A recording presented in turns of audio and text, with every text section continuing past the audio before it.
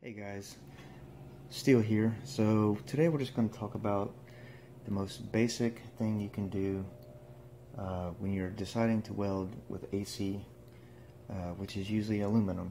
We're going to talk about how to put a ball on the end of your electrode.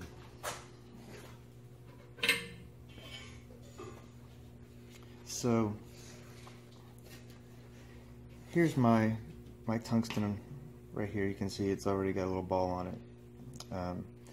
But if I had dipped it in my puddle, it would be contaminated and it might get some buildup on it, and I might want to just break it off. And when you get a new one, it won't be nice and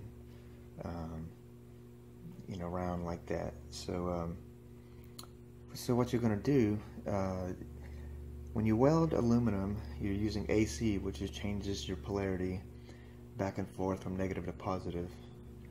So what we want to do is put our welding machine on DC electrode positive.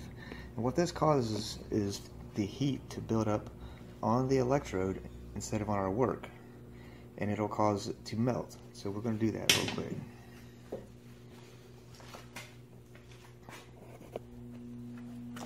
So my machine is a Syncrowave 200 from Miller, and you can see that it says AC right there, then negative, and then positive right there. I don't know if you can see that or not, but anyway.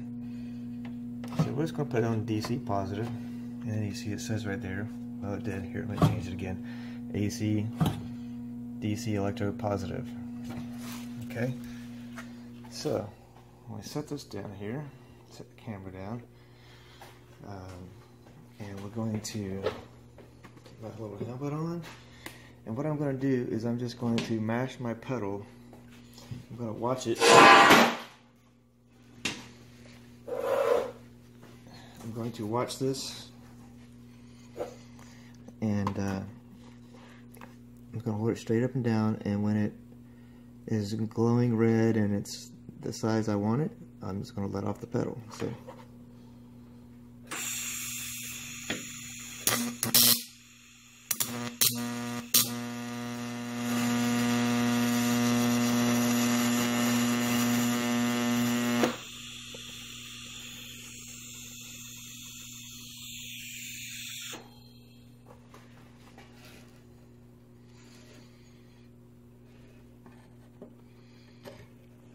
and you can see that it's nice and round. I didn't really change the size that much. I don't know if you can focus on that.